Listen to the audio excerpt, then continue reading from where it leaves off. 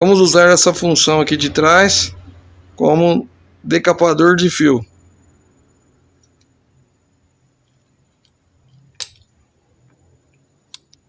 Sensacional, hein, pessoal?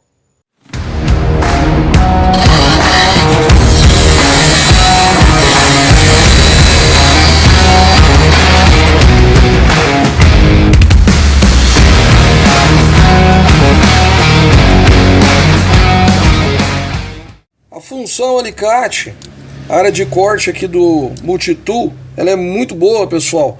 Eu utilizo bastante para cortar fios. Excelente para cortar fios, para fazer também decapagem de fio. Certo? Tanto corte como decapagem. É muito show. E ajuda muito aí nas atividades do dia a dia. Outra função também é posso cortar arame. Galerinha, a área de corte desse Multitool aqui é muito boa.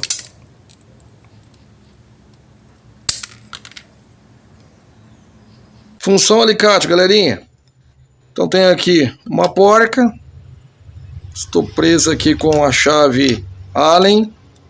Então essa área de mordente aqui ela é muito boa, tanto para fazer o aperto, se você precisar, como que para desapertar também.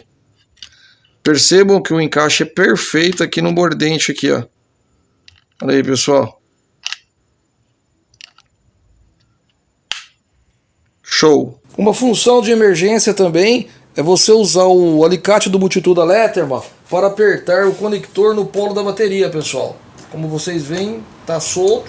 Eu vou fazer o aperto aqui, usando aí o alicate Multitool da Letterman.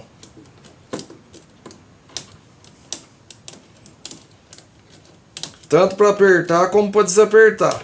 Se você está na estrada aí, não tem uma chave fixa e está com o alicate do Multitool, vai resolver o problema.